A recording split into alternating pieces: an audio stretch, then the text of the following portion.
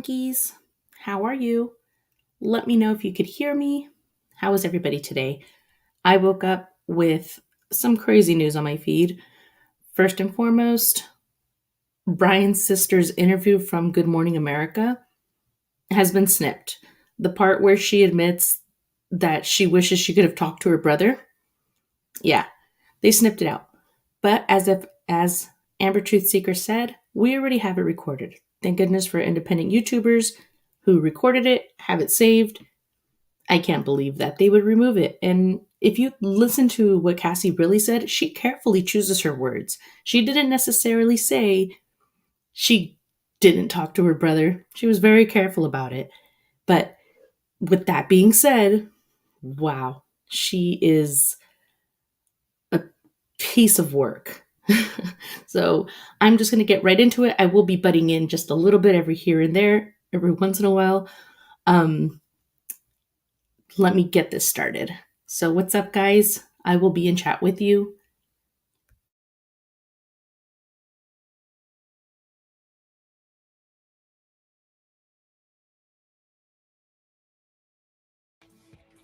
Two and a half. Dirty laundry! This house should be burned. That'll get you out. 2.5 weeks. I'm already like a second in and I have to stop. If Molly Golightly was standing outside my door yelling, I would be peeking through my windows too.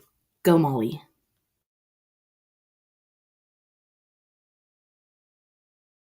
Weeks after Brian Laundrie supposedly set off into the Florida swamp, the pressure isn't letting up. In fact, it is building by the day. But manhunt or not, the fugitive has his cheerleaders. And the insults and attacks on Gabby Petito are as close as your laptop.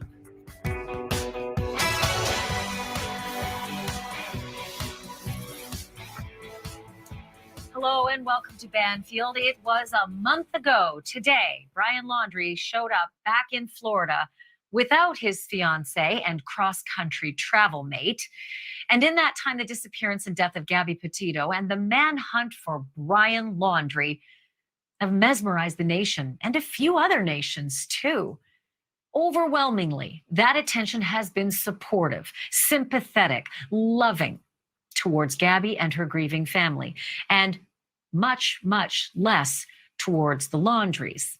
However, and that is a big however, supporters of Brian Laundrie have set up camp for themselves on Reddit and Twitter and Facebook, and you might not be shocked to learn that many of the views they're expressing are, well, shocking.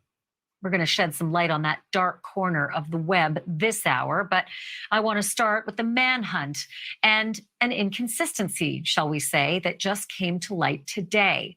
It involves Brian Laundrie's sister, Cassie, and an interview she gave to ABC 2 weeks ago.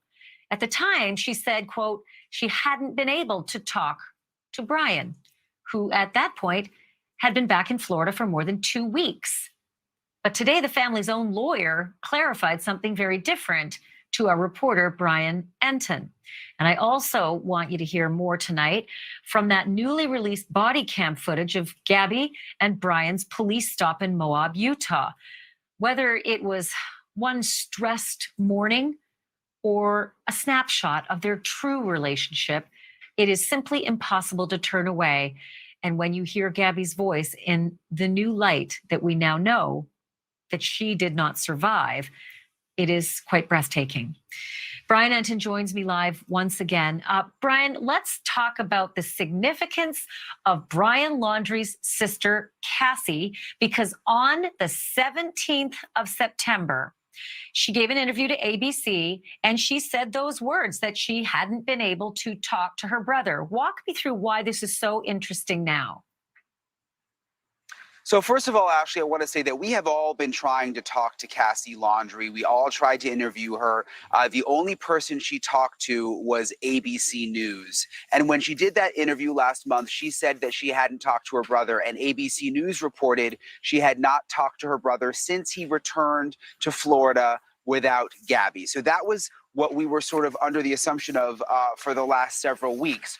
Well, now we have learned from the Laundrie family attorney, Mr. Bertolino, according to him, he says that that is not the case, that Cassie has actually seen her brother 2 times. The first time on September 1st, when the attorney says that Brian went to Cassie's house and met with her. And the second time is September 6th, when Mr. Bertolino says Cassie was at that campground where Brian and his parents were, Fort DeSoto, where the entire family was having a camp out. All right. So in that light, Brian, I want to play that really significant piece of Cassie's interview. Here's the rub. I can't find anywhere online. All of our producers have looked everywhere online through ABC's websites for the actual transcript and the actual raw interview. There are pieces and snippets, and I'm going to play you the snippet. There is no question from the reporter included, so I can't give you that. But here is the reporter who asked questions of Cassie Laundrie on the 17th of September. And this was her answer about not having been able to talk to her brother. Take a look. I haven't been able to talk to him. I wish I could talk to him. Yeah. I've cooperated every way that I can. I wish I had information or I would give more. This is all I have is I gave to the police. Okay, so Brian, the statement that Steve Bertolino, the family lawyer, gave to you was 2-part. We had just showed that first part that said Cassie saw her brother Brian on September 1st when he stopped by her home, and again on September 6th at Fort DeSoto Park. And then it went on to say this: law enforcement agencies are well aware of these dates.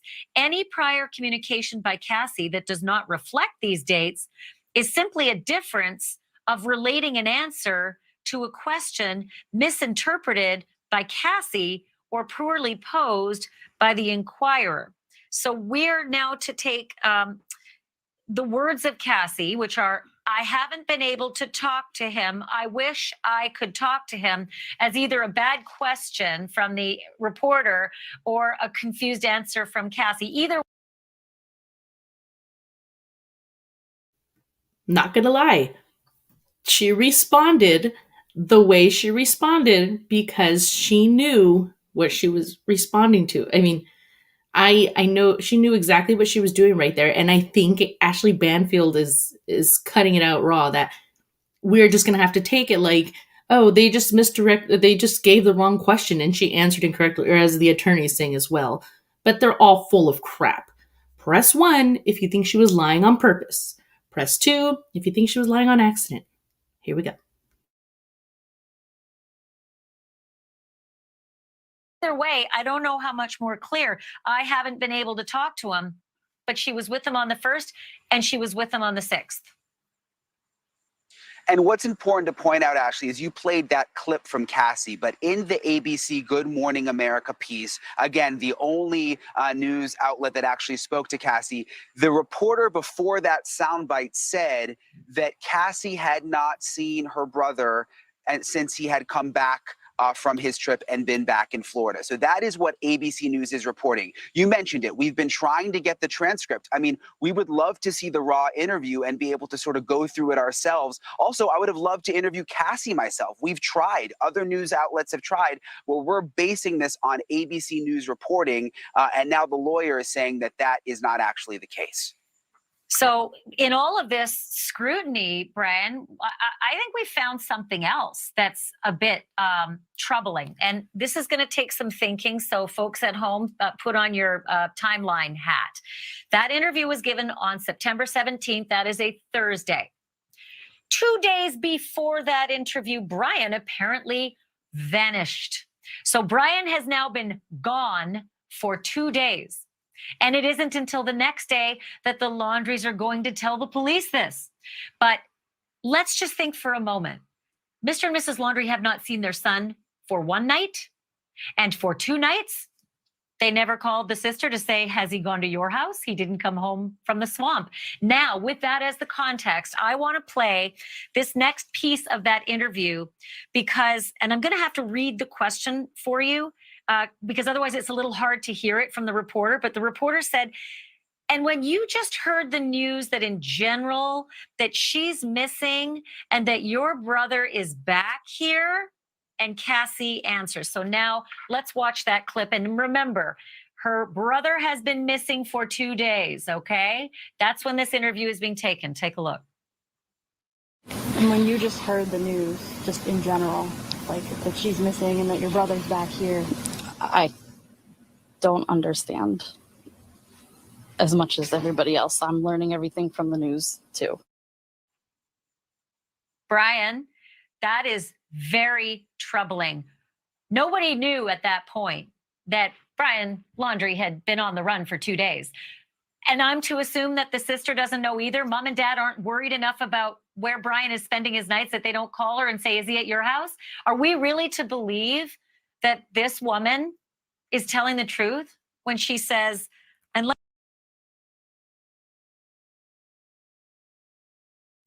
Last time, I swear. But I just cannot stand it. Like, why the hell's she lying? Why was she lying? Why would she lie? Only people that have something to cover up lie. Only people that want the truth to be skewed lie. Why lie for your brother? Why lie?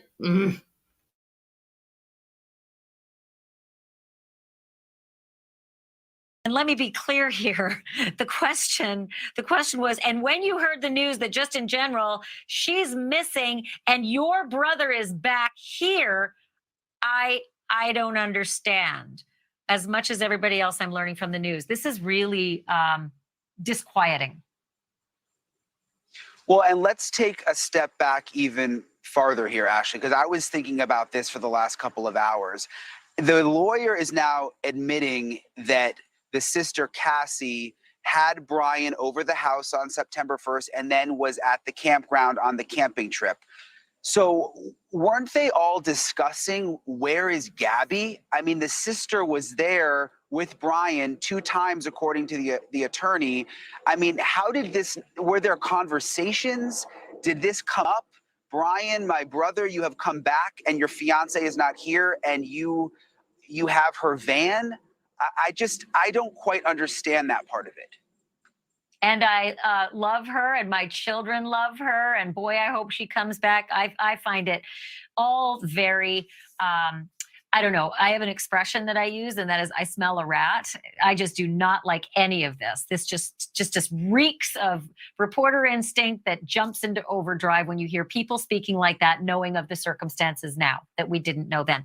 Okay, Brian, the other thing I wanted to do is I wanted to play, a collection of that 1 hour brand new body cam of Gabby Petito out in Moab. Listen, we're not going to play an hour tonight, but we really went through it to put together the most telling moments where Gabby in her own voice tells us what she's thinking and feeling. So let's play that. I want to ask you something about it on the other side. What's your name? Gabby. Gabby, how old are you? I'm 22. What happened? What's going on? I'm just having a very stressed morning. Yeah. Is this your husband or boyfriend? My fiance. Fiance? Is he a pretty good guy?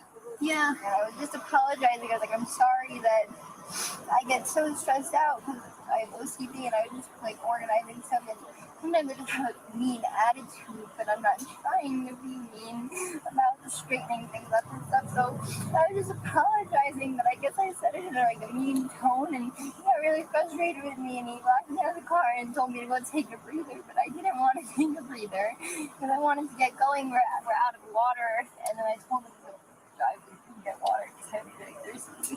Yeah. Is there something on your cheek here? Looks like did you get hit in the face? Kind of looks like something like hit you in the face. And then over on your arm, shoulder, right here. That's new, huh? It's kind of a new mark. Oh yeah, I don't know. Can I see the other side of your face? So, what happened here and here? I'm not sure. It was I was just trying to get in the back of the car and his backpack was on the back and it got me. So the backpack got you? So there's 2 people that came to us and told us that they saw him hit you. There's 2 people saying that they saw him punch you. We're just independent witnesses by Moonflower. Well, to be honest, I definitely hit him first. Where'd you hit him? I slapped him in the face with You slapped him first, and then just on his face? He gets kind of just shut up. How many times did you slap him? Just a couple. And then what? And then his reaction was to do what? Grab my arm so I wouldn't slap him. He just grabbed you? Yeah. Did he hit you though? I mean, it's okay if you're saying you hit him, and then I understand if he hit you, but we want to know the truth if he actually hit you. Because I guess, yeah, but I hit him first. Where did he hit you? Don't worry, just be Well, honest. he grabbed my face. It's like, I guess. He didn't hit me in the face. Like, he didn't punch me in the face or anything. Did he slap your face or what? Well, he grabbed me with his nail, and I guess that's why it was. I definitely have a cut right here because I could feel it. Yeah. Touch it, it burns. So they're going to consider him the victim. So they're going to get him a hotel. So he wants you so that you don't have to go to jail, because the only thing we can do is take you to jail. He says, well, so she doesn't have to go to jail, then I will accept Seek Haven's help if they'll give me a hotel, and then she can have the van, so she doesn't have to go to jail. She can just have a ticket. When you get the ticket, it's going to give you a phone number to call, and they're going to give you a court date, and that court date will probably be online. I have to come back to Utah? No, it'll be online. Oh. You have a smartphone? Yeah. So you can. I go to court. You're okay. Sorry, I've never heard of this. I didn't know. Yeah. When COVID happened, they switched all the court from in person to online. So when I go to court now, I have a ticket for hitting the curb and something, please, because we're okay. We're just. I understand, but we don't have any, listen, if I had any discretion in this, I would separate you guys for the day and just give you warnings to stop hitting each other. No, but I don't want to be separated. You gonna have anxiety? Yeah, no, we're a team, please. There's not? What is it? No, we're a team, please. It's gonna give me so much anxiety. Can we just have a driving ticket? The very best thing I can do is call my supervisor and see if I'm missing something here. Because I'll pay any driving ticket, a parking ticket, anything. Hey, Gabby, Gabby, try to calm down, and I'm going to go call a supervisor. But I don't think that there's much I can do, but let me see if the supervisor can tell me something I'm missing to make this not happen. I couldn't handle that. I'm sorry. Brian, I look at that and it just, there's really no description that does that justice. Heartbreaking is barely even scratching the surface. But does this change anything in this investigation, in this manhunt, in the potential down the road charges, trial, anything like that? Look, this is day 17 for me covering this this whole case, and I texted you this last night. That video I find to be the saddest thing that I have seen since all of this began. It is so heartbreaking to think about Gabby and the situation she was in. I would imagine this is going to be part of the investigation. The FBI has obviously already reviewed these videos. But you said it. There's no other word other than just heartbreaking. Because up until that video, we'd seen these videos and she just looked so happy on this trip. She just, seemed to love this journey and roughing it and, all of this. This is a very different young lady from that video. I'm going to switch gears only because I said it off the top of the show, Brian, and you see it every day. The protesters are out all the time, but there was one today who kind of went next level. I just want to play a bit of that. Take a look. Is this your... I flew from Hershey to be here. And they're just sitting there, peeking out their windows. Well, I'm dirty. Very soothing. Very soothing. Dirty laundry. This house should be burned. That'll get you out. So that was pretty aggressive. A woman who said she flew from Pennsylvania. I do know that she has a YouTube channel. A lot of critics are saying she was doing this for publicity. She also back in 2018 was on Instagram Live making fun of Shanann Watts and her children, the pregnant woman from Colorado who was murdered by Chris Watts, and those two children who were murdered by their father and stuffed into oil wells and oil tanks. So for what that's worth. But other than that, it's good news to hear of the reward money that's out there, Brian, that there are a lot of people responding to Gabby and the search for Brian. Yeah, and I just want to address that woman that you just brought up because I've been getting some heat on Twitter. I posted a video of her earlier. Look, I'm out there all the time outside the house. There are people that come throughout the day, and I go and I get video of everything happening outside that house. You know that. That's what we've been doing for weeks. I had no idea who she is. I knew nothing about her past. There are all sorts of characters out there. Look, we're in this to tell the story and to be respectful to the family. And there are obviously people showing up looking for attention. And there are times that it's like a circus-like atmosphere. But, you know, I just wanted to put out there, you know, we're out there shooting everything that happens. And I didn't know who this lady was. Well, don't shoot the messenger, right? I mean, Brian, if I could tell you the kinds of characters that showed up at the Michael Jackson trial, I mean, doves being released, just your job is to transport people to that, I keep calling it the little yellow bungalow. And that is what you're seeing. And if the circus is the circus, it's because of what's been happening at the center of the story. And that currently the center of the story is that little yellow bungalow. Brian, thank you. 17 days, you haven't had a break. And so thank you for all the work that you've been doing. Really appreciate it. And Luis, your cameraman too. He's done Thanks, great. Ashley. Yeah. All right. Thanks, Ash. Brian Enton reporting for us tonight. Man, oh man, do you try living out of your car on stakeout for 17 days? That's what Brian Enton has been doing. Straight ahead. I can't even believe I'm telling this story, but you know what? For the last 10 years, I've seen it coming. Brian Laundrie, his online cheering section. Although cheer, not really exactly the feeling that they inspire. I'm going to introduce you next.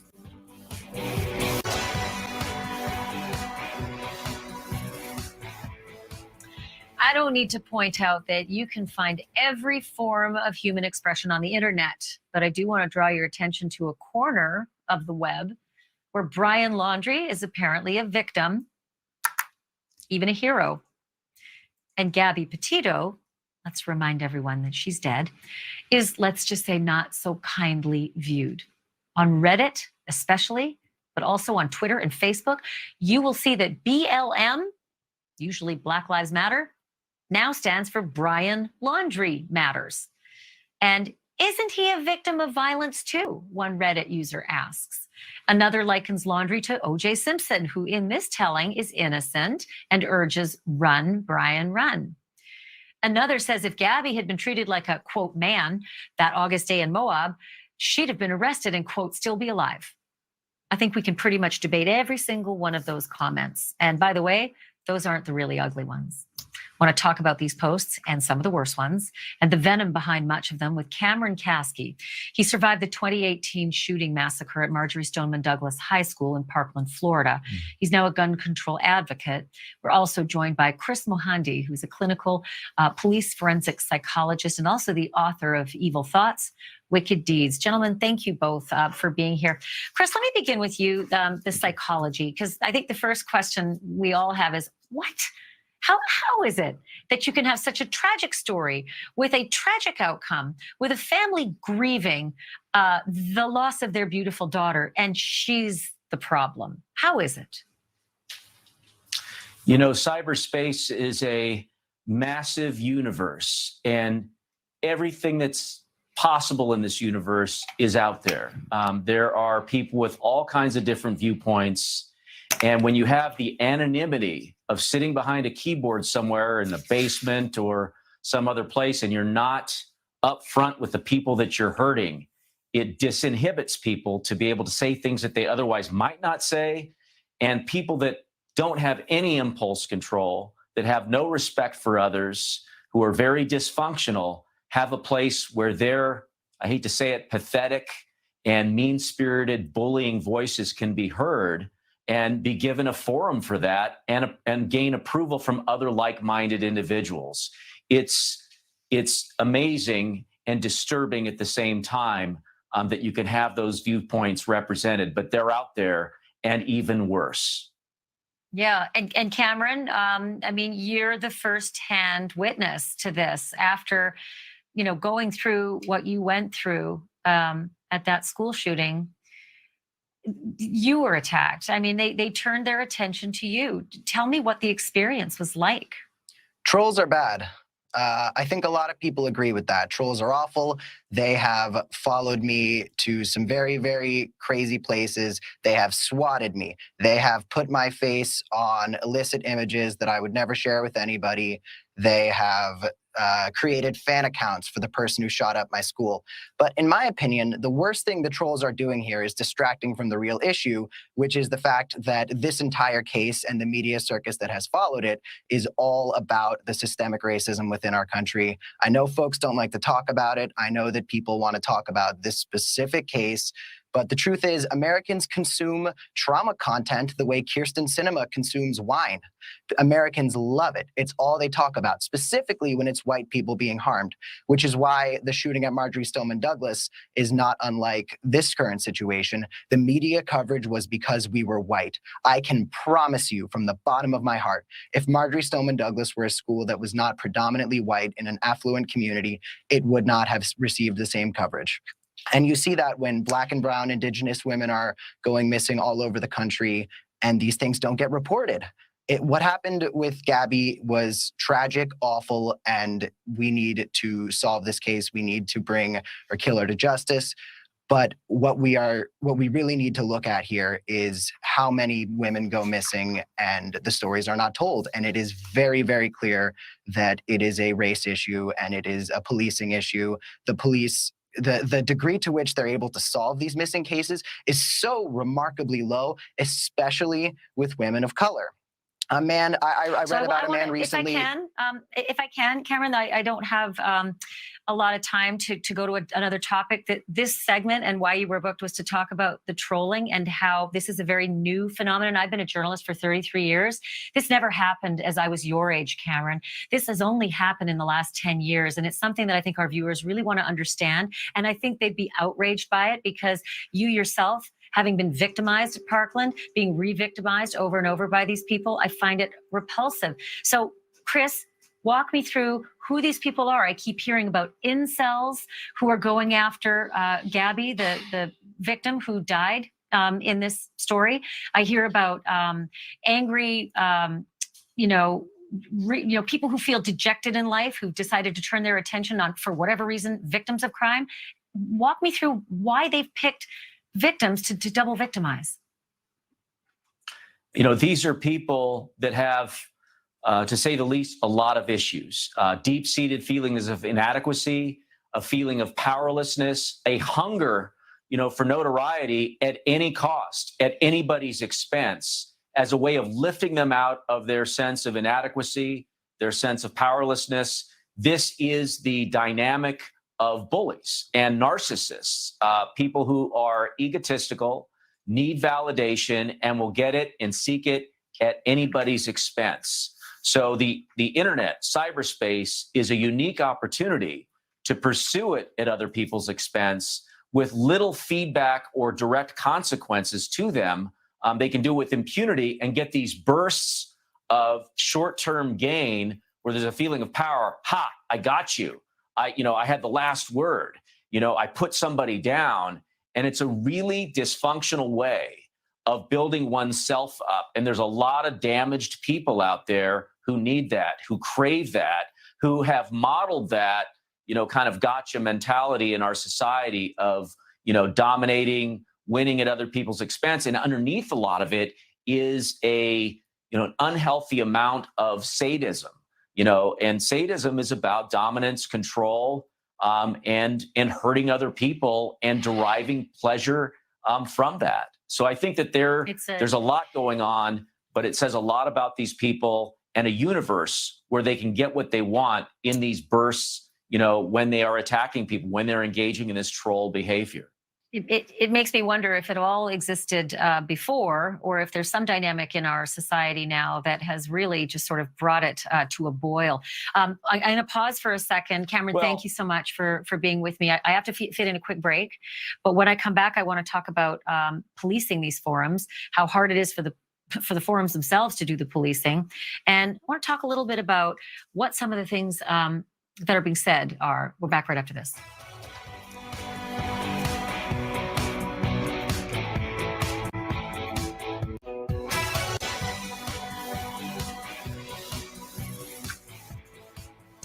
It's hard to believe after covering the story of Gabby Petito and the hunt for Brian Laundrie that we would discover all of this cruelty online, not towards Brian, the man who is on the run. Let's not forget, is a fugitive from justice. Let's not forget, who decided to just drive Gabby Petito's van back to Florida without Gabby, who was lying dead in the desert. Let's not forget. No, we found loads of supporters for that guy. That guy. And so I want to read for you a couple of things that we, dug up. If you're, sensitive, you better turn the volume down. That's all I can say. So a couple of folks in these forums said Brian will be remembered more than Gabby. Isn't he a victim of violence too? Baselessly, they question whether Petito maybe just died of COVID. That's probably it. That's why it takes, 12, 13 days now to get a cause of death. Then there was the groups who said that Brian's just misunderstood and that he's being unfairly maligned. That's another one. Brian Laundrie is a victim of domestic abuse who is being unfairly maligned. Here's a good one. Did Gabby assault Brian because he was Hispanic? I don't even know where to begin on that one. There is the user who decides to call Gabby Flabby Gabby. There's the user that calls her a white supremacist. Again, I don't even know where to go there. And I already mentioned the one that said, run, Brian, run. Still with me is Chris Mahandi's PhD forensic psychologist. He's worked for the LAPD as a threat assessment expert. I still can't wrap my head around it. When I found out that Shanann Watts, her family has been mercilessly trolled since Shanann was killed, murdered by her husband, Chris Watts. Those two children of hers, she was pregnant, by the way. Those two children of hers murdered by their dad and stuffed into oil tanks. It's Shanann's family who has spent the last 4 years trying to get the trolls off their backs. I just wonder if they've always been there. Have they always been there, Chris? And now we're just seeing it because you can type and you can publish? Or are we an angrier, more screwed up America?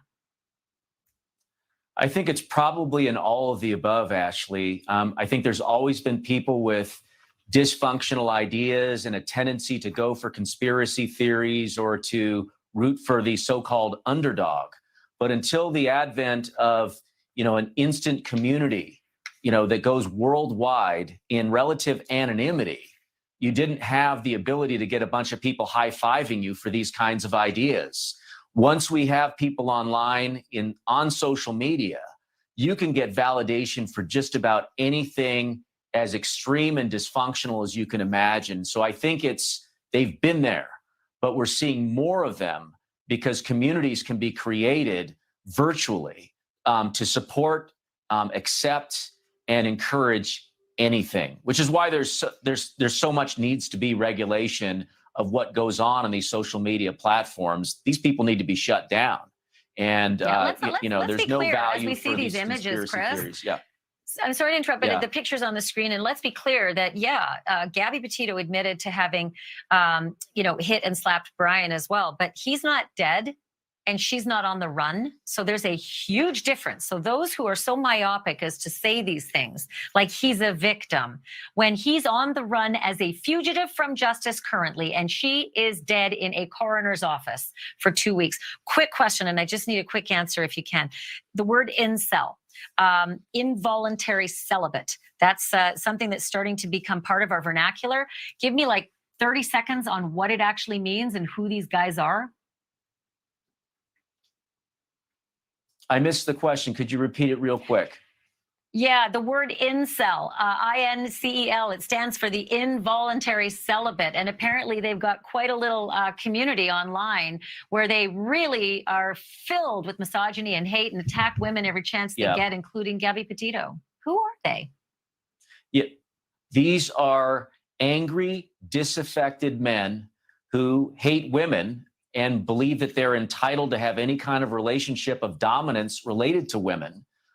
They are a very potentially dangerous group of people.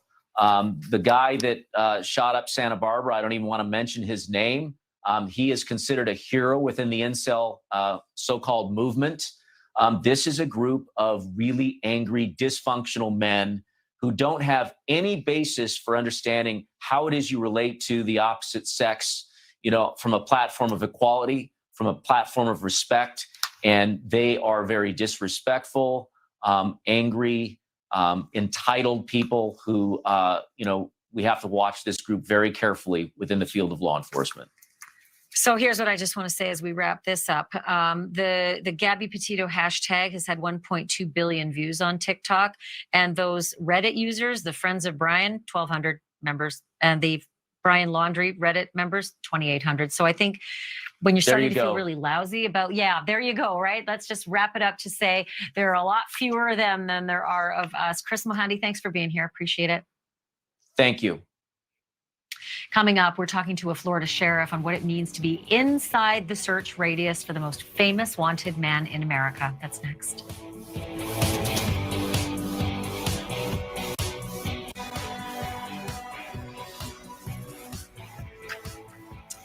Oh, to be a fly on the wall of a police department in Florida tonight, the way I imagine it, officers are either hard at work on the manhunt for Brian Laundrie in that state, or they're on a break talking about the manhunt for Brian Laundrie in that state.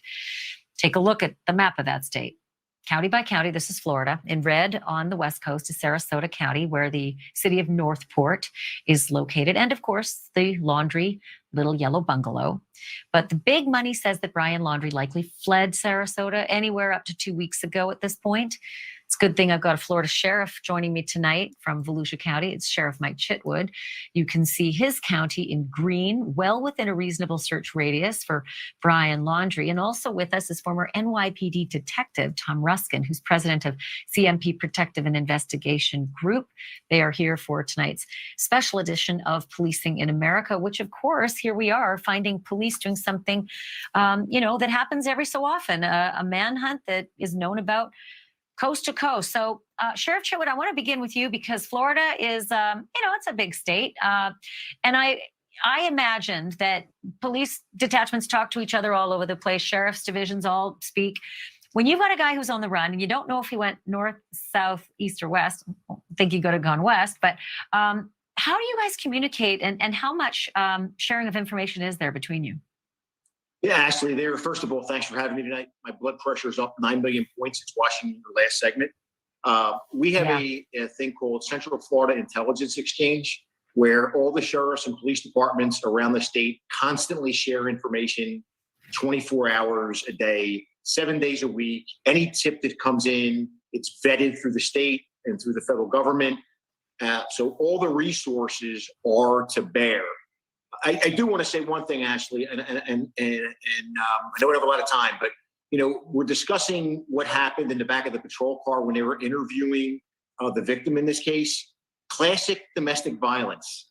This guy was controlling her. The fact that she had anxiety and didn't want to be left alone, that's the classic sign of an abused woman. And he was in her head. And flight is a consciousness of guilt in the courts of law in America. And I call on his family to do the right thing and stop being scumbags. Your son's a murderer. Let's get him in and let's do what we have to do. I think, that opinion is shared by a lot of people here. As a journalist, I got to say, gosh, he hasn't been charged with that yet. He's a fleeing fugitive from a bank fraud charge of the FBI. It's federal charge. But I think a lot of people feel if he's caught that the charges with regard to Gabby's death aren't far behind. Tom Ruskin, jump in on that. The whole notion of it being an investigator. The rest of us out here, don't know how you guys do this. We just assume you fan out and you just start, looking with gumshoe footwork and then, with your fingertips tapping away on a keyboard. But how much more is there to finding someone who's now been on the run for more than 2 weeks?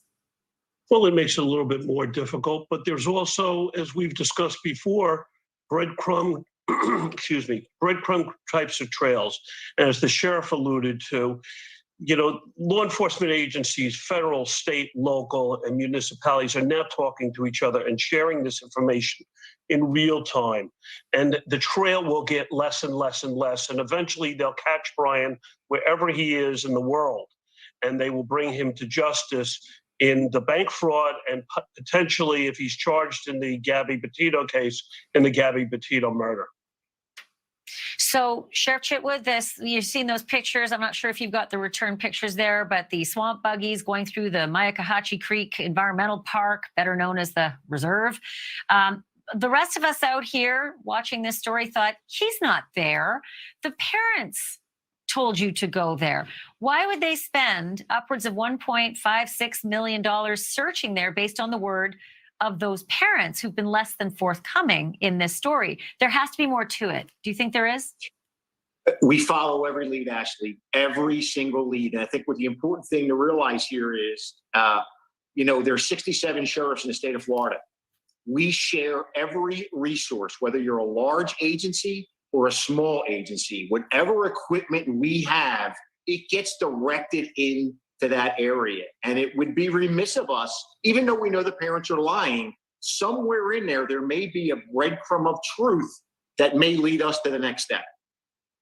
1.6 million reasons why I do not necessarily believe that he's there. And that's a lot of money that the taxpayers of your state are going to be absorbing unless they determine that there is something there and that the parents were not forthcoming. Then they'll get stuck with the tab. And maybe that house, when you sell it, would bring that money in. I don't know. Ashley, sometimes in a lie, there is a morsel of truth. And that's why you have to follow it. Yeah. Boy, I hope in this case it leads to some justice for Gabby. After the break, I'm going to do some day progressions on Brian Laundrie's look. We did it last night. It's worth doing it again. What he might look like after 17 days on the run in the sun without a razor. That's coming up next.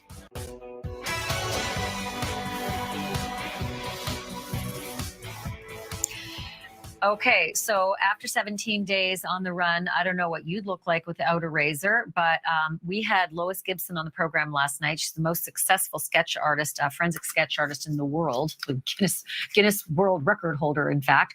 And she said what she thought he might look like, and we showed it in terms of what the beard and the hair growth might look like. Take a peek. He is going to get a lot of sun. He's going to lose weight. I don't care how much money he has. If you're on the run for murder, it's hard to eat. It degrades your life. I've seen murderers after they got caught. He also should shave completely. His signature mustache and beard should just go. He's going to get too much sun because he probably is doing a survival thing, and he probably doesn't carry a gallon of sunscreen. Okay, so I lied. There was supposed to be a beard progression there. We didn't see it. I'm sorry about that. But you can see the many faces of Brian Laundrie, sometimes clean shaven and sometimes with a robust beard. So question, Tom, what are the odds that he just might be hiding among us? Because he's kind of nondescript. He very possibly could be hiding among us. He could have gotten out of the country. I mean, there's been rumors that he could be in Mexico, and there's been leads that send him to Mexico.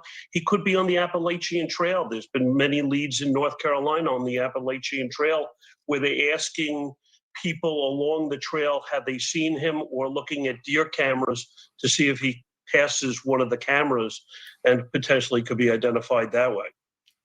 So, Sheriff Chitwood, this is a question that's a little bit more existential, but it's important nonetheless. How do you think this is going to end? That's a great question. Clearly, he's a coward. Clearly, he abuses women. Clearly, he's a mommy's boy, and they are allowing him to hide. He's not going to fight it out with the cops. That's not going to happen. He doesn't have a weapon. My hope and my prayer, and I know it's a wrong hope and a wrong prayer, is that mommy and daddy need to do the right thing. Your son is a murderer. Face the facts and let him face justice and give this family the closure that they need. I implore them, do the right thing. Sheriff Chitwood, I always love having you on. I do have to say he hasn't been charged with that yet. Gabby, gosh, we don't even know her cause of death yet. It's taking a long time. I think they're doing their jobs there at the Jackson, coroner's but Ashley, office. her death was ruled I got 10 homicide. seconds. Go ahead. Okay, her death was ruled that is true. homicide. That is true, but we got to get that cause of death because I've seen so many trials sink on that cause of death, and it's so frustrating. Just want to give you guys big props and thanks. Tom Ruskin, always great to see you. Mike Chitwood, love seeing you. I'm glad to see you're back on the mend, and thank you for being here on this Friday night, guys. Thanks, Ashley. Thank you, All right, Ashley. thank you, everyone, as well, for being here tonight. It's been nice to have you here. We'll see you right back here on Monday as we continue to cover the story of Brian Laundrie. And stay with News Nation because we will watch this throughout the weekend as well. A perfect place to pause Ashley. Just kidding. I'm on the fence. I love aggressive women. I find myself to be a little bit of an aggressive woman, so I kind of have to stick with my team here. But with that being said, I think she's on the money. She's angry. She feels this case, and I can't hate her for that. I really can't. And same with Molly Golightly. You can have your opinions, but she did what all of us want to do. I want to go to the house and yell at people. I feel sorry for the neighbors, but I in myself, it makes me physically angry to know that they are hiding the fact that they know. I know they have the right to, but geez, they should have just turned him in. And I bet that they're thinking that. And when Molly said they were peeking through their windows, I thought, yes, I bet they are. I bet they're peeking through their windows. I bet they're watching every episode of Banfield. I bet they're watching JB all day long, as I would. Sitting there oh, crap. Oh, crap. Oh, no. They caught Cassie in a lie. Cassie went camping and then told the news she wishes she could have talked to her brother. Excuse me?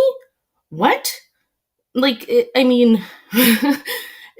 people were comparing this to Chris Watts' case and other people were saying, I can't see it. Well, can you see it now? Jamie's diary? Can you see it now? And I'm sorry I'm being eccentric, but this case is, not just this case. Gabby's life and death has me up in arms. I am feeling like my own keyboard warrior over here defending things, and I have friends and family who are asking me about the case, and they ask me for videos, and I link them, and they tell me what they think, and they say things like, well, he is the aggressor, but I bet she was annoying and stuff like that, and I'm trying to respond nicely, just trying to explain to them how many ways Brian was a douchebag. I cannot stand the people defending Brian right now. I really cannot. How can you defend this man who left his girlfriend? Now we know he left her body in Wyoming and came back to Florida. Granted, people will say, well, maybe she unalived herself and he didn't know what to do. You don't drive to the other side of the country and go camping with your parents. And what about his phone? What happened to his phone? Why did he need a new phone? I cannot with this family, and I want Brian caught. I don't know if he will be caught as quickly as we initially thought he would be caught, but I want him caught quick. Also, I do want him caught, but I don't think they should be spending the amount of money that they have, and I think that them looking the Carlton Reserve is for a reason. I know people are saying they don't think so, but I think that they saw him on a cam there, and that's why they are not going where everybody else is telling them to go. They are sticking to their guns and searching in there. Now, is Brian still alive in the reserve? I don't know. He could be, he couldn't be. I've heard lots of people say, if Brian isn't caught, the alligators will catch him. So, with that being said, I hope there's justice. No, never mind. No, just kidding. I just hope they Captain Hook him. I don't know. I'm not even trying to laugh. This is, I bet everyone feels like this. I know I'm not the only person absolutely crazy over here going and Googling Brian every moment of every day to see if something pops up, and to see if something new is out there, to see if somebody finally caught him, to see if somebody finally saw him online. because Brian has not been on Twitter, but I do believe that he has been on Spotify. I do believe that. I believe it 100%. And I don't think he did that on purpose. I don't think he was doing that on purpose. I think he didn't realize that other people could see his Spotify. Do I think he's taunting people? Yes, but I don't think he's taunting them openly. I don't think he's actually just sitting there trying to get people to find, like, get people annoyed in order to find him and stuff like that. I don't know. So I did put it in my title, so I will address it, that it seems as if the interview room was terminated last night. I watched a piece of the interview room and I sat on my hands because I couldn't hold back from saying what I wanted to say. I wanted to say what I had been telling him in his comments. You need to say sorry. You need to say sorry. You need to apologize to this man and to everybody, because I went through that Twitter feed. Each and every single post down to 2012. That man is not Brian. And if Chris Mcdonough couldn't figure that one out and he just doubled down and said it was, then he needed to say sorry, and him getting his channel terminated because of it is almost like, you can't harass people. I'm not saying he deserves to have his channel terminated, but you cannot harass people and say that they are somebody, especially America's most wanted, hated man in America, and then force them to, or try to force them to double down. Try to force them to give their information out online just to prove it to you. So, in case any of you missed it, a few days ago, Chris Mcdonough on the interview room, who is a former homicide detective from Oceanside, California, a place where I have lived, and he is a legend and not in a good way. He made a live saying that he had found Brian's Twitter page, and he had a live with 15,000 people in it. He was telling them this may or may not be Brian, which we all say this stuff sometimes. Like, I have this information, this may or may not be true. But he was definitely trying to make it seem like it was Brian. He had another law enforcement man with him. I forgot who it was. I know you guys know who it is, but I don't pay that much attention. But they were sitting there and deciphering what this guy's Twitter feed said. And I'm not going to lie to you. The Twitter feed was very similar to Brian and Gabby's aesthetic. It was somebody who did a lot of the things that they did. But I myself have said that Gabby was living the life I wanted to live. If I had not started a family, I would be living in a van. I used to be that girl that lived on the beach barefoot, and you couldn't find me shoes to save your life. I totally get their lifestyle, and I have lots of friends who still live like them. Like, definitely still live like them. And if you go through all of their Instagrams, I'm not trying to say that they're ordinary, but they all look the same. They're all very similar. They all have the same aesthetic. They all have that point of view of, nature's beautiful and let's unplug and all that stuff. But I can't say that one is the other just because the channels look the same. And so Chris Mcdonough was sitting there deciphering this guy's posts and going over them. And even as of last night, even though he was saying, I'm not saying this is Brian, he was literally going dates by dates of this guy's tweets. And in one of them, it was, just for example, one of them was on the day he was supposed to be camping with his family. And he's like, shouldn't this guy be camping? And it's like, he was camping. He wasn't on Twitter tweeting to put up this guise that he is this old Twitter account. I don't know. It was absolutely ridiculous. And I felt like Chris was losing his marbles, and I must have not been the only one. And then, you have people that really like him and who are defending him, and defending him tooth and nail. He didn't say it was him. He didn't say it was him. Well, if you go to Chris Mcdonough's Twitter feed, it says, confirmed, Brian Laundrie's Twitter. Confirmed by the interview room.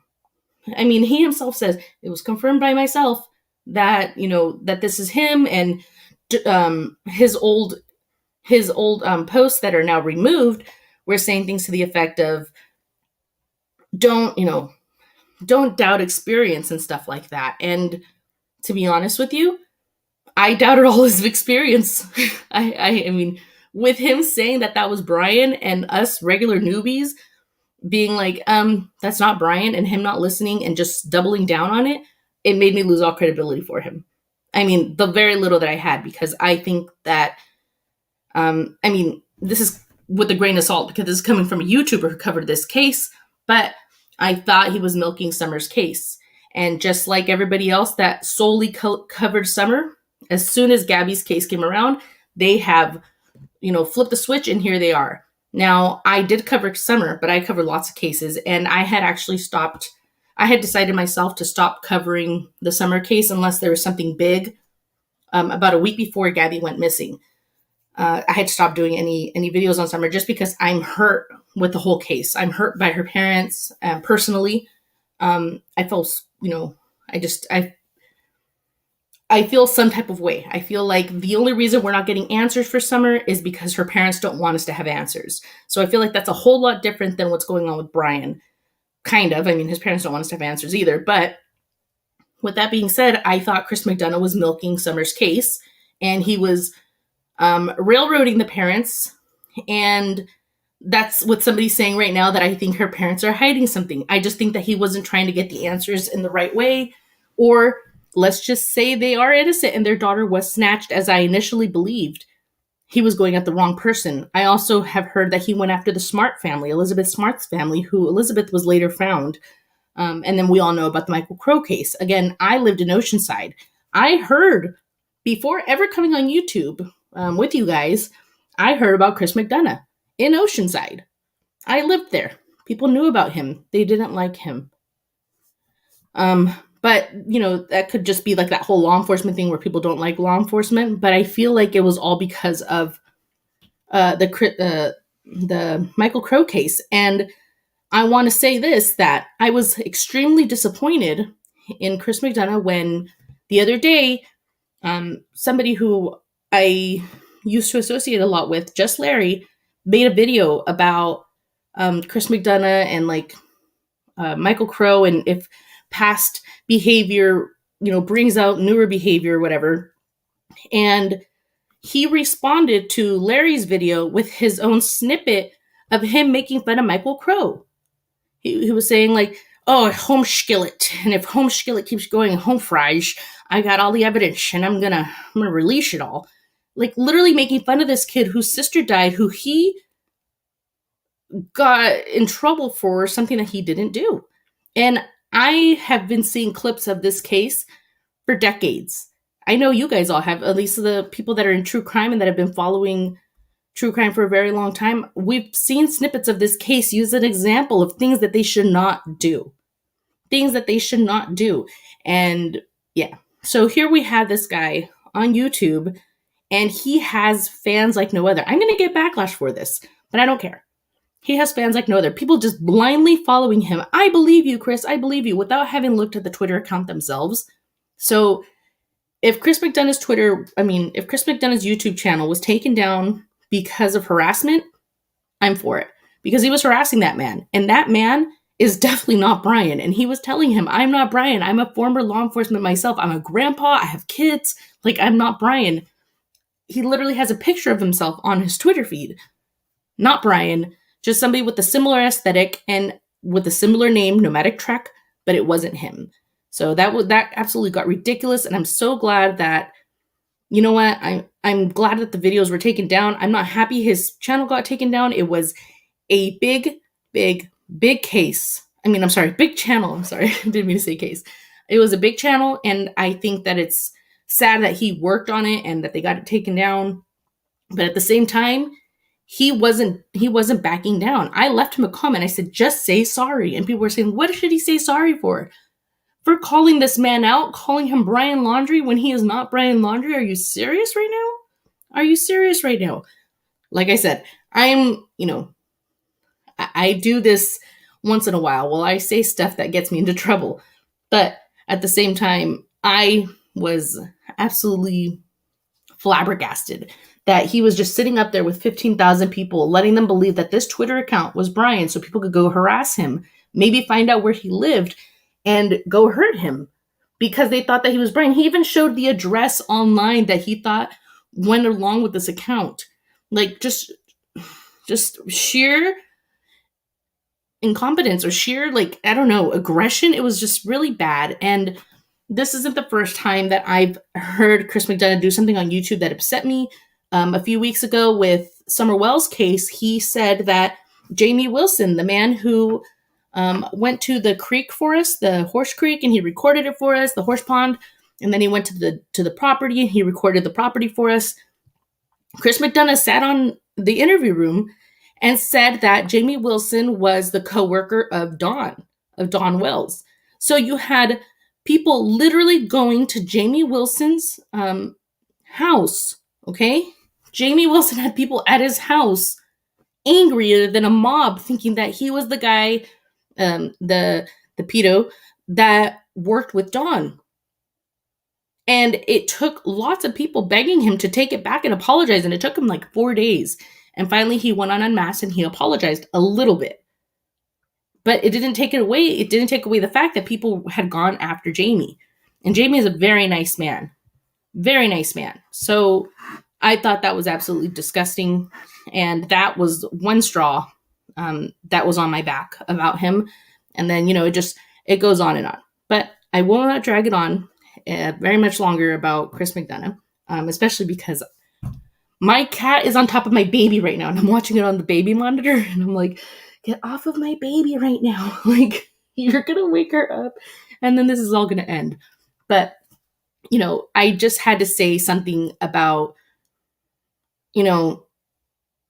about Chris McDonough. And I agree, Without Borders, Chris McDonough could still do so much good. But at the very same time, he was using his strength. He was using his voice in the wrong way. He doubled down on this Twitter thing when, even a dummy could tell you that's not Brian's Twitter. Nomadic Trek is not Brian. The fact that a homicide detective, somebody who has an intro that looks like a movie scene, like, I'm Chris McDonough.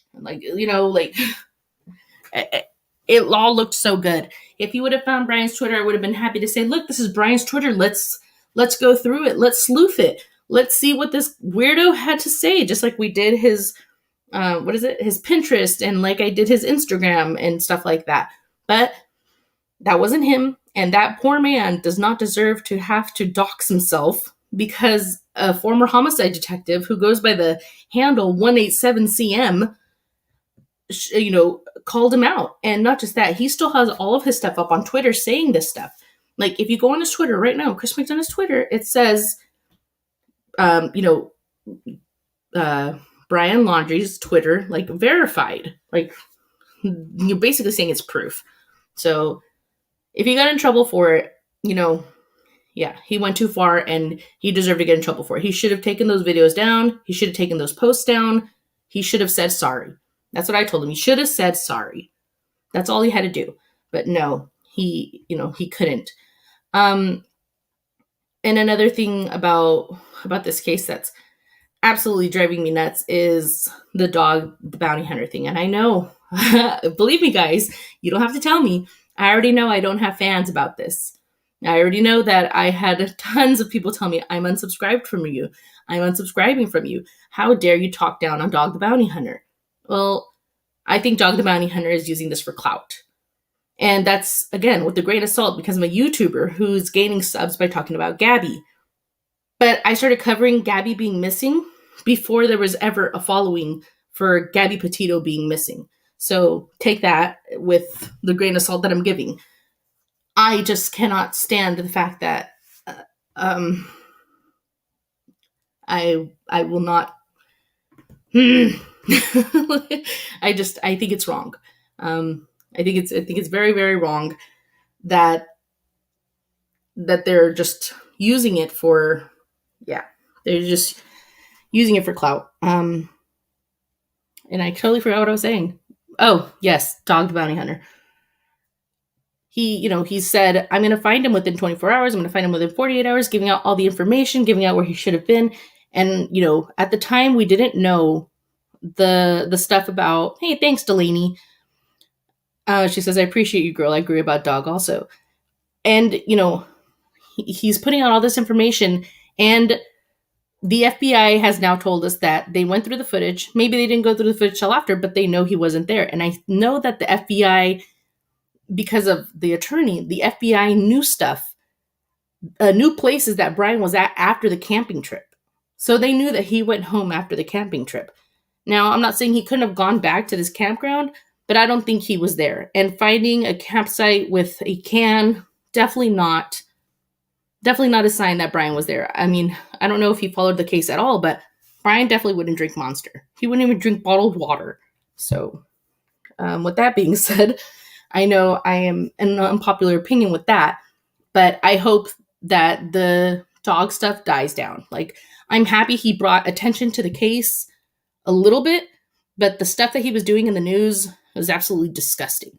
And, I already read that he was trying to shop his own show and all that stuff, which is fine for Dog the Bounty Hunter, but don't use this as a reason to get America back on your side. I won't forget. And I know that people change and stuff like that, but just 3 months ago, maybe not even 3 months ago, maybe a month ago, he was defending his racist antics and all that stuff. And I won't go into that, but yeah, I wasn't happy about that. But, not a lot of people are happy with me. They were very upset at me that I said, he doesn't know anything. He's lying. He told people that he saw pictures of Brian at the campsite and that's why he was there. He took it back the next day saying, no, I just found out that there was pictures of him taken at the front and in the back. But he and his daughter were saying stuff to the effect of they knew, they found out, they were told, they had tips, he was there, and then he wasn't. Redirecting search efforts. There were police helicopters above this campsite afterwards. The police were saying they weren't involved with it, but they were sending their helicopters over there. So again, redirecting search efforts to a place where we knew he was 3 weeks ago, just dumb. Florida says, the mosquitoes alone would have sucked his body dry. There are thousands swarming in those swamps.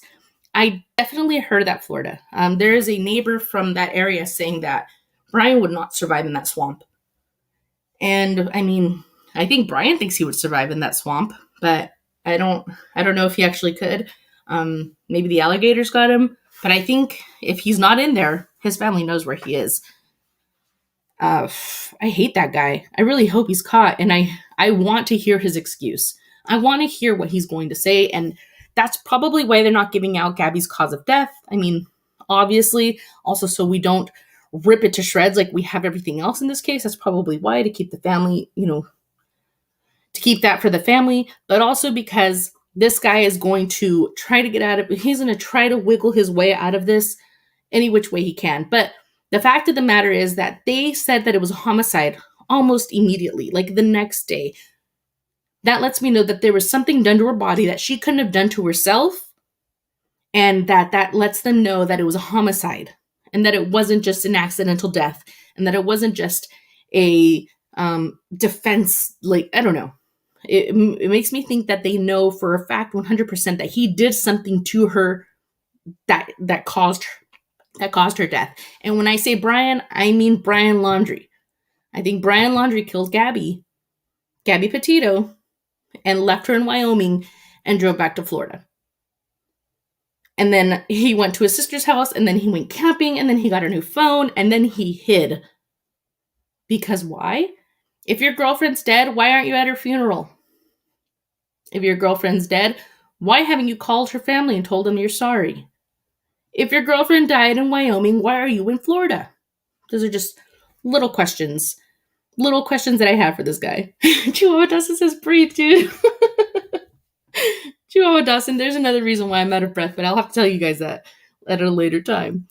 Police should never have that kind of information to the boat. Yes, and as of yesterday, Dog the Bounty Hunter did, or maybe it might have been yesterday, the day before, he did say that whatever the police are doing doesn't have anything to do with him, and whatever he's doing doesn't have anything to do with the police. And I'm like, well, duh, because they're not working with you. Because you can't even be a bounty hunter in Florida. Well, not just that, this guy isn't out on a bounty, but like I said, I want somebody to find him. I don't care if it's Dog and if it's him, I'll make a banner for him. Thank you, Dog the Bounty Hunter, for finding him. But at this very moment in time, I don't think that he will catch him before the FBI. Original Element says, I feel like he did something pretty bad to her body considering the reaction. Absolutely. And, we can say that I will say that too, that the reaction that he made, the fact that he left Wyoming and left her there and went to Florida, lets me know that he did something really bad. Something that he had to hide from. Not just, we got in a fight and she hit her head and I didn't call the cops. No. He did something really bad. And that's why he's hiding. And that's why he lawyered up immediately. That's why his parents lawyered up immediately, even though they didn't have to, because in Florida, the Baker law protects them. But his sister can get in trouble. So let's see. Do we know if he had a gun? Shell Vintage, we don't know. And somebody in here said, find Miya. Yes, I will not forget to mention Miya. In case some of you haven't seen, I uploaded a video the day before yesterday about, it might have been yesterday. I don't know, the days are going by so fast. Miya Marcano is missing out of Florida, Orlando, Florida. She is 19 years old. She went missing on the 24th of September out of her apartment where she also worked. It gets interesting because the maintenance man in her building was obsessed with her. He is the last person to have entered her apartment 30 minutes before my phone's ringing. He was the last person to enter her apartment 30 minutes before she went missing. Oh no, I just got right now that she's been found. Oh crap.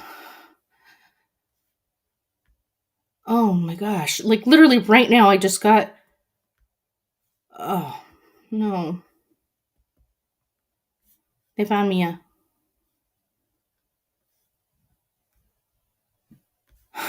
Breaking. Body believed to be missing... Freak. Body believed to be a missing Florida student, Miya Marcano, 19, is found at the apartment block. Florida police officers believe they have found the body of missing Miya Marcano at an apartment complex on Saturday. The 19-year-old went missing last week, and the maintenance worker suspected of abducting her was found dead in a suspected suicide on September 30th. Marcano vanished from her apartment last week on Friday, leaving behind signs of a violent struggle, including a blood stain on her pillow. Also, her necklaces were ripped off. Police officers believe they have found the body of missing student Miya Marcano at an apartment complex. Search crews found the body at the Timber Scan Apartments in Orange County on Saturday morning. The 19-year-old went missing last week, and the maintenance man worker suspected of abducting her was found dead in the suspected suicide. Marcano vanished from her apartment last week Friday, leaving behind signs of a violent struggle, including bloodstains on a pillow. According to the Orange County Sheriff's Office, Marcano was last seen at around 5 p.m. on September 24th at the Arden Villas Apartments, Arden Villas Boulevard on Orlando, where she lives and works in the leasing office. Marcano's family said Miya, who attends Valencia College, was scheduled to catch a flight to Fort Lauderdale that night, but never made it to the airport. This is her. Wow.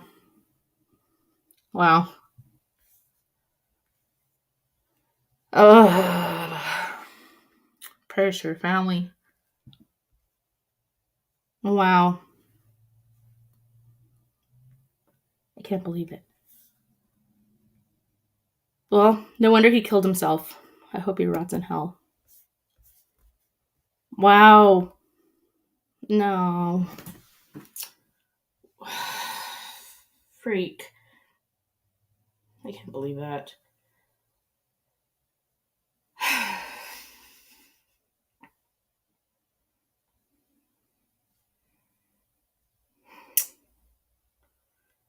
Sorry, I'm just getting a message.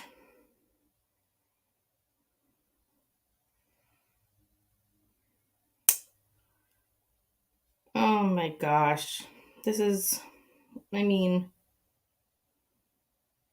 just...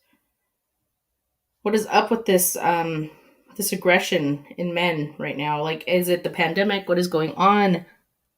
I just don't understand it. I don't know if you guys saw the video, but he was caught moving her stuff. He was caught moving her stuff out of his car at their apartment complex by her family. Her family was on a stakeout, literally on a stakeout for him. my gosh, justice for Miya. Seriously? Key fob, and so it didn't look like there was any forced entry from the front. We need you. We need you to look at everything, all substantial evidence that was provided so far. Simone Westmas, Mia's aunt,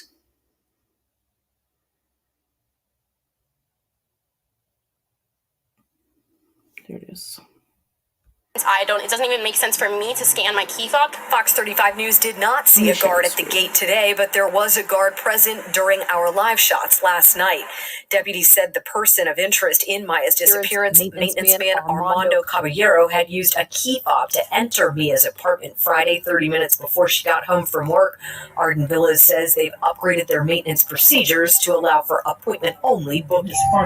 The passenger side. New video shows a man who appears to match the description of Armando Caballero getting out of a car that matches the description from police of Armando's. The blanket. Oh my God, that is my blanket. The man is seen carrying a blanket and a bag heading into a building.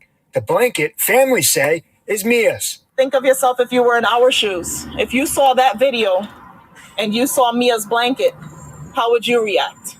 Mia's family says this video was shot the same morning Simone had a chilling encounter with Caballero. He said, "Are you looking for Miya?" I said, "Who are you?" He said, "I'm the maintenance guy. I heard you're looking for me." The search for the 19-year-old is intensifying as large numbers of investigators arrive at Arden Villas. Residents even received this email about a search of their garages and storage units. One resident tells Fox 35 she had to move her car this morning to accommodate. It's been hectic. It's been scary. Everything that we've been seeing here just shows that we're not truly safe here. Mia's family says they've been receiving numerous tips from the community and law enforcement. They have searched several locations, including wooded and swampy areas, and they're not giving up. Today's that day where we got up upset. There hasn't been much crying at this point. We're just ready to bring her home, but we need everyone's help. With everything that's been going on this week, I just have so many questions. So that's Miya and her dad right there. And when my mom was actually the person who shared Mia's case with me and asked me to cover it. So, of course, I listened to Mom, and I did. And the first thing I did was I went to her dad's Instagram. And as soon as I opened her dad's Instagram, thank you, Melissa. I appreciate you so much. As soon as I saw her dad's Instagram, I knew that she came from a very loving family, and that her family, that they were searching for her because they were scared. And his post made me cry immediately. So they're saying they believe they found her body. And I will be watching the press conference with you guys. Jeez, why? So much bad news. The live stream will begin shortly. Get us to that area and in the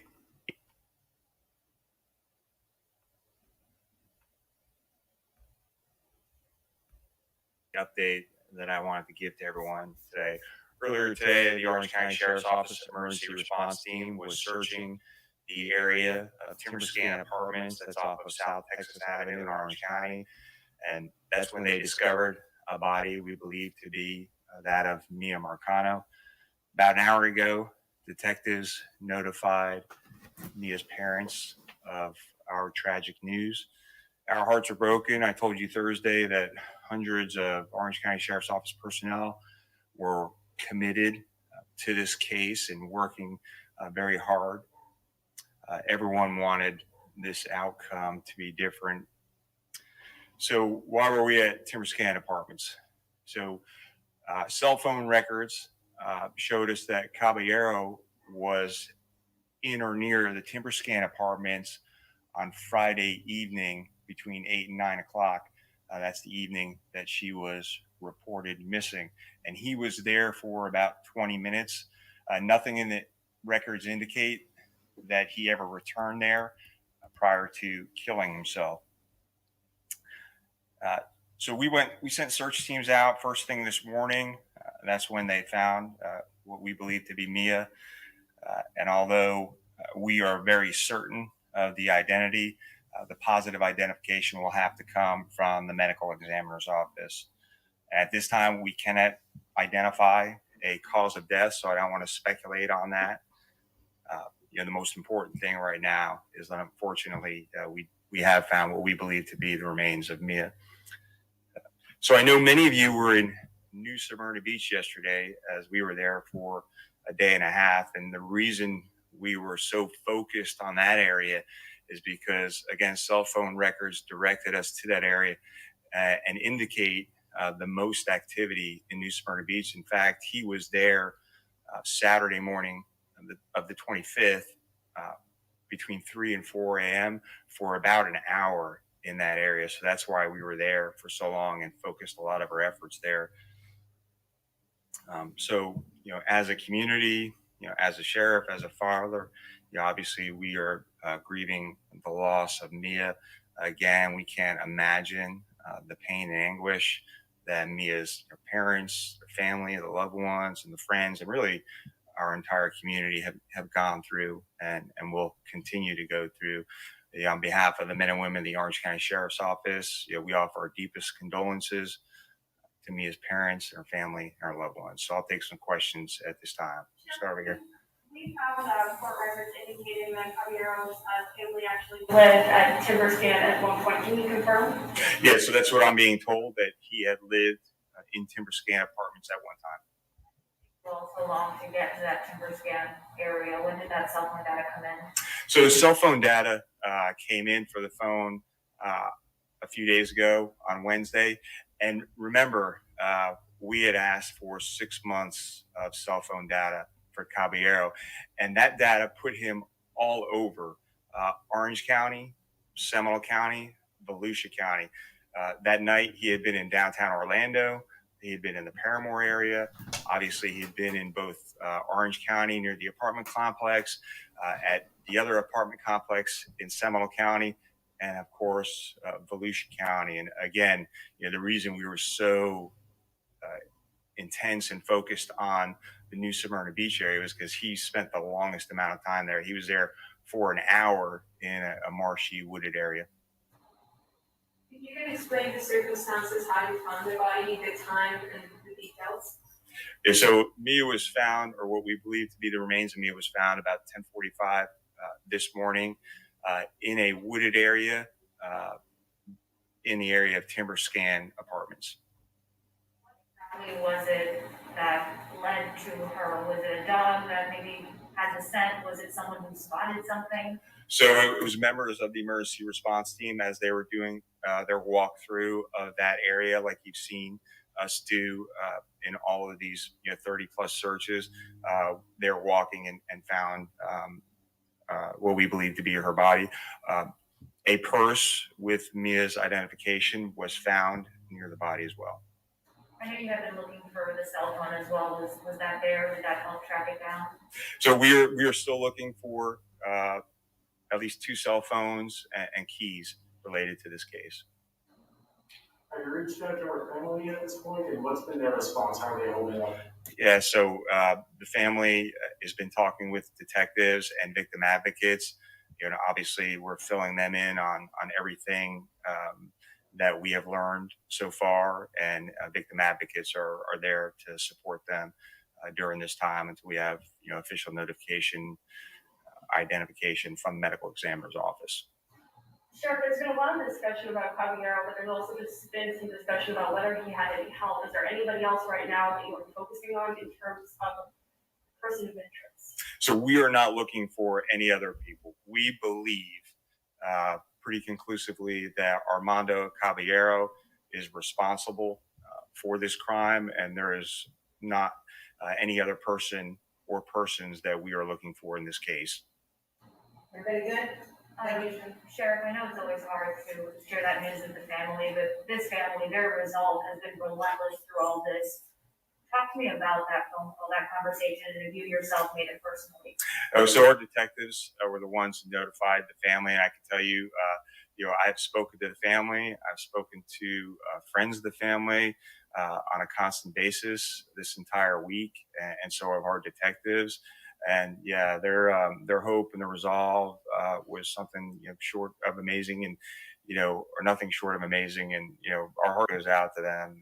And I can't imagine what they're going through. Like I said earlier, we're all fathers here and mothers, and we're going to grieve with them as well.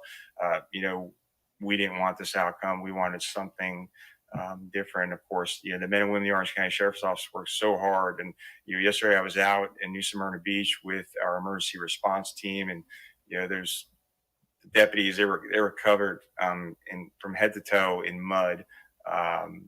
Searching so hard to find her, and hoping for a better outcome.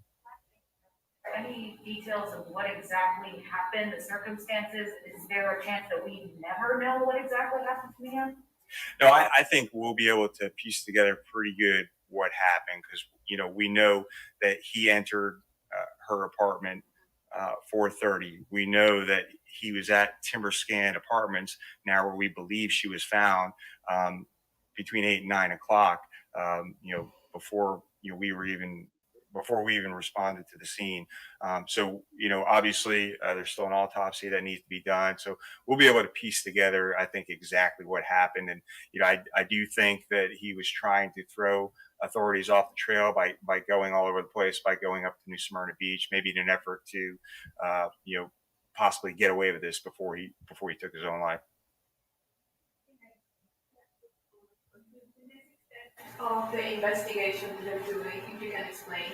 I'm sorry, one more time. The next steps for the investigation, if you can explain. All right, so the next steps, obviously, will focus a lot on the autopsy and exactly what happened. And then, again, we have a pretty good timeline. We think what has happened, but we're going to shore up that timeline to find out exactly what happened in this case.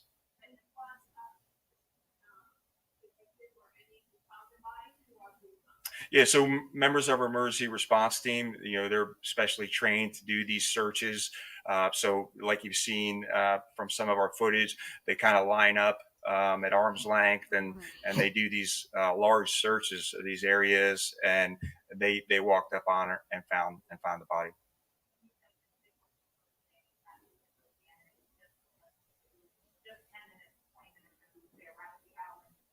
Well, like I said, he had been all over Orange, Seminole, and Volusia County.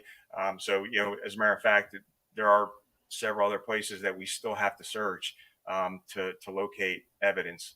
So it's just a matter of searching all these different areas. Yeah, it's still just Orange, Seminole, and Volusia County is the focus of our searches. Yeah, to my knowledge, yes. All right, thank you.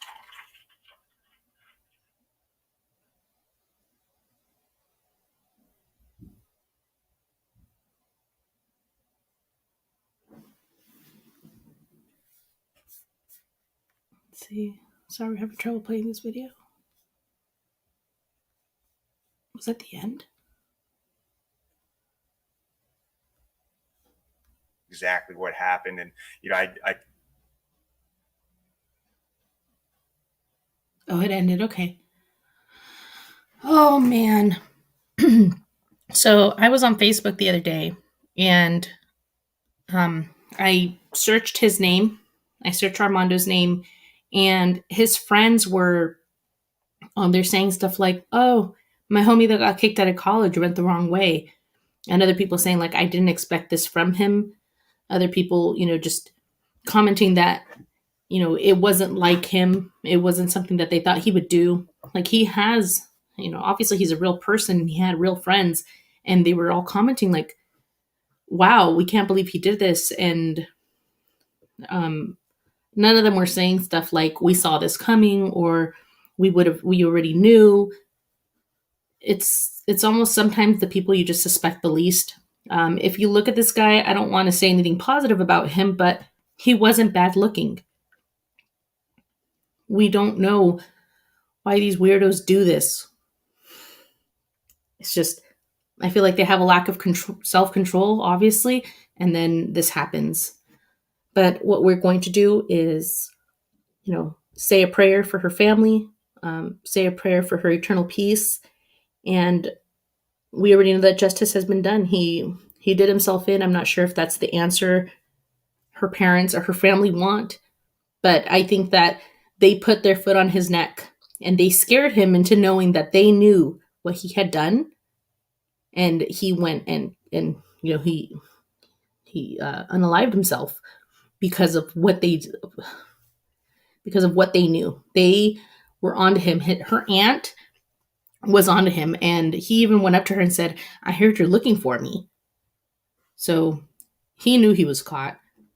Just like Brian knows he's caught. That's why he's running. That's why he's on the run. These men just can't control themselves, and they are hurting these tiny women. And I mean, this isn't to shame anybody, victim bash anybody, but I've always said to myself, like, I know I won't be kidnapped because I ate that extra cupcake.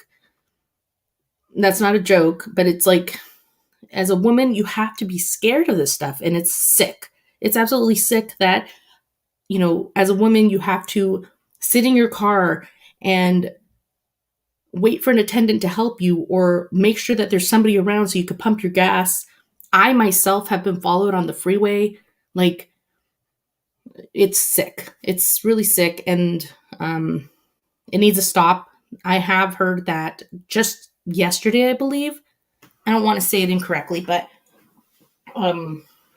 they have deemed, like, how do I say it? They deemed like masculinity, like modern, like they deemed masculinity, like modern masculinity, or like they deemed misogyny like a abuse tactic or something like that. Like, I forgot the exact terminology, but the Psychology of America has now said that it is a form of abuse.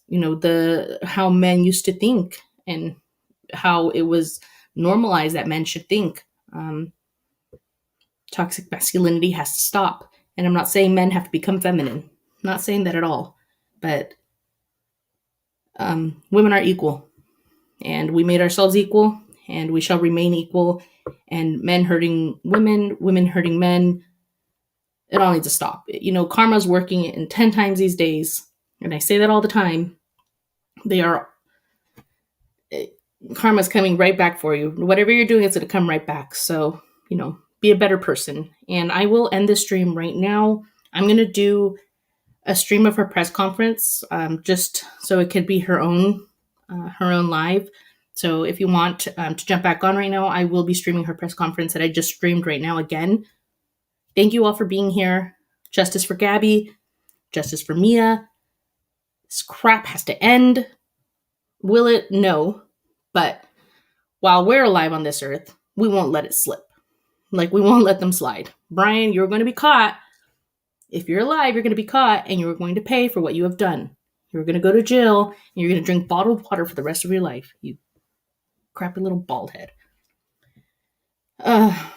Thank you guys so much. I will be ending this stream right now. Remember to be good to yourselves, be good to other people, be better and not bitter. And, being mean is so much easier than being nice. Being negative is so much easier than being positive. Work harder. Work harder to be positive. Work harder to be nicer. It's worth it, I promise.